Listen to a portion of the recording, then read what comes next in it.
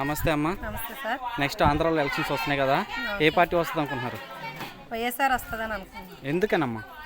ఎందుకంటే 5 సంవత్సరాల్లో డెవలప్మెంట్ బాగుంది. రైతు భరోసా అవ్వచ్చు, అమ్మఒడి అవ్వచ్చు, రకరకాల పథకాలు, పెన్షన్లు అన్నీ కూడా బాగున్నాయని మళ్ళీ అదే వస్తుందని ఆశిస్తున్నాను.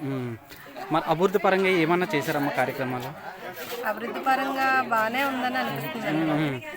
అంటే మీ గ్రామ పరంగా ఏమేమి అభివృద్ధి చేశారు? మా గ్రామంలో చాలా మంది ముసలోళ్ళు ఇబ్బంది పడేవారు.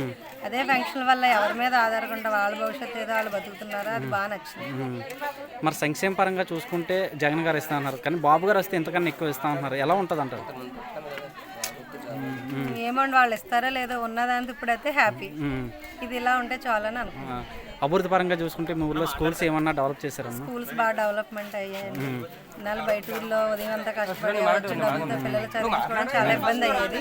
ఇప్పుడు స్కూల్ డెవలప్మెంట్ వల్ల మేము బయట ఊర్లో జాయిన్ చేయకుండా ఊర్లోనే జాయిన్ చేసి పిల్లలు ఇక్కడే బాగా చదువుకుంటున్నారు. బాగానే ఉంది. సచివాలయంలో ఏమన్నా చేశారమ్మా? సచివాలయం కూడా బాగానే ఉంది. ఇన్నాళ్ళు మండలాలకు తిరిగి వాళ్ళని అడిగేవాళ్ళం.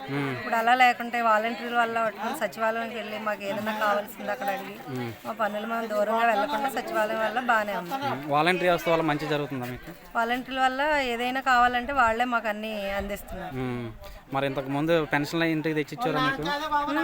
పెన్షన్లు మా ఇంట్లో ముసలాళ్ళు ఉన్నారు కదా, ఇంటికే తెచ్చిస్తున్నారు. ఓకే అమ్మా.